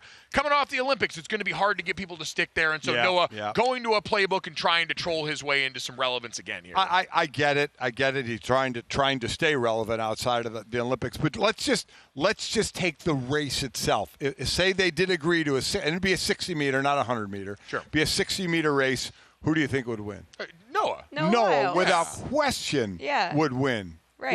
Without question, would win. So, I mean, this will be something that never materializes, because I think Tyreek Hill even realizes he's not beating Noah Lyles. So never let this get to the actual track and a starter for this thing. And just listen, Noah Lyles is the one looking for the attention. I mean, and I get like you said, I get why he's doing it, but it's so annoying. I saw this and I was like, shut up. Yeah.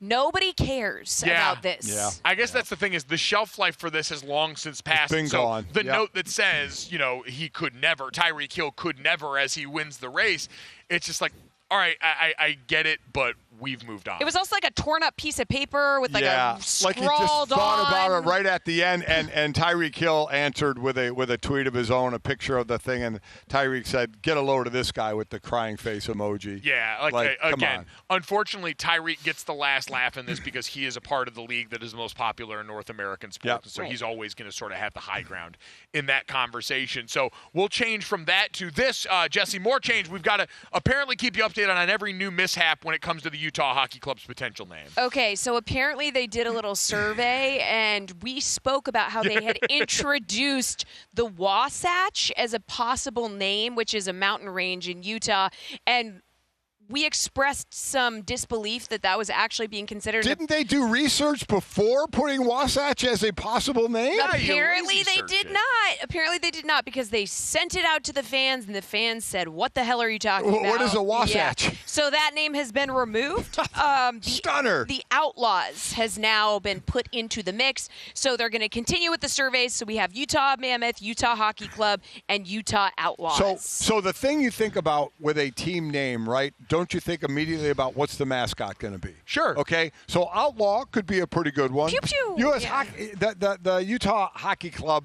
While I like the name, I don't really know. It'd be kind of a benign type of a mascot. We could make the mascot anything. Yeah, you could, and then you would be like, well, wait a minute, it doesn't match that, and then you have the mammoth. I mean, I saw the mammoth mock-ups. It looks sick. Yeah. What I will say, too, is I like the idea that you could, if you are the Utah Hockey Club as a part of the NHL, I like the idea that much like you would call players up to the show, you should be able to steal names from like the AHL teams and take them up to the show. Like if all of a sudden there's a really good minor league hockey team name, you should just be able to be like, ours now. It belongs to us. It's up here at the highest level of hockey. Why not? Because Outlaws seems like a name. Like that sounds like the name the Outlaws of an Alliance of American Football team. Yeah. Or like a UFL football. I think it was. I think it was. That's why it sounds so familiar. So, yeah, you should be able to pluck them from lower levels of sport and just make them the names of teams I in think the highest level. it's a PLL team name. Do we all agree? Oh, Yeah, the Denver Outlaws. Yeah. Do we all agree the best in all of pro sports? I'll just say not minor pro sports is the Kraken. Kraken, right? absolutely. Of all four majors. It's the most unique mascot too. Like I feel like the for a while, merch. My god! I ordered a shirt immediately. Yeah, immediately. It is sick. Of all the four major pro sports, it is the best nickname. And I just feel like so many of our team names are so steeped in tradition, or have been around so long, or we're just so used to them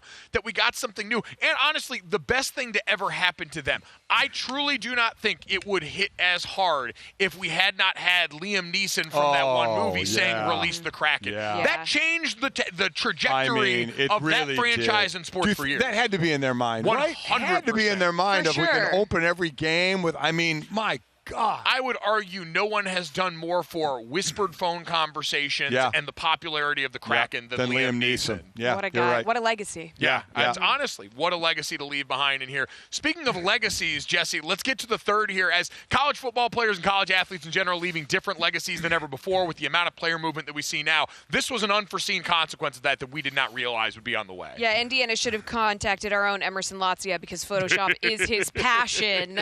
Indiana landed a big addition in the transfer portal, guys, when they signed former Cal quarterback Fernando Mendoza. But now they're going viral for all the wrong reasons. Images of a photoshopped roster picture are hitting the internet. So it looks like they literally posted Mendoza's face over the body of new teammate Grant Wilson. Yeah, they just slapped it on. There's no doubt. I mean, if you look at it up close, there is no doubt that's what they did.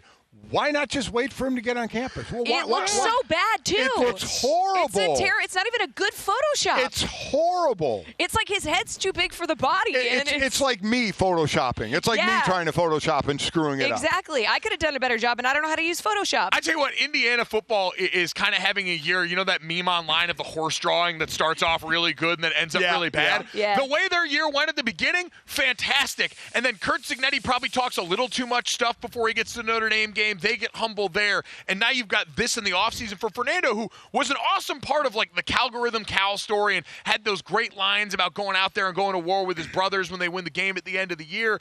And then now this, he didn't deserve this treatment. Indiana football deserves better than this now because they've been so great this year. But this is objectively in a day and age where you're right.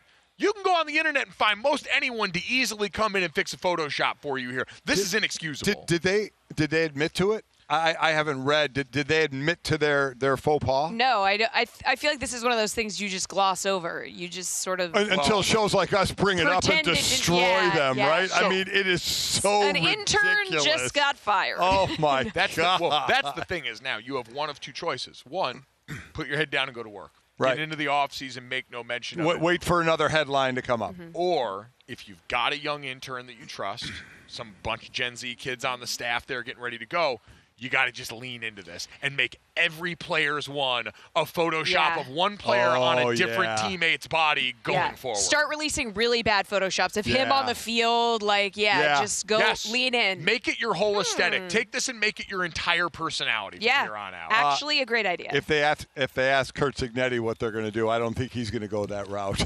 Probably not. I don't think he's going to go down that road. No. I'd say he's going to leave that one to them here. But listen, Indiana, you got big boy problems now. People are paying attention because you were so good this season. Kurt Cignetti in year one comes over and has you guys punching up as a Big Ten power, making the CFP. So follow it up. Now you're going to have people checking on roster pictures a little bit more here. So now, you know what? How deep does this go? I trust, Reddit, the college football Reddit is where this came from on Twitter. I trust the folks at Reddit to now go out and do the homework to find out if other programs have been getting by with this or not. I trust Reddit. Not for long. I trust Reddit as with my life. What? I do as well. How deep does the rabbit hole go? We'll find out all week long as we continue to go down the rabbit hole here ahead of Super Bowl 59. Check back in with us. Download, subscribe, rate, and review. Leave us a 5-star rating. Thanks so much. We'll be back here at Radio Row tomorrow for more Gojo and Golic.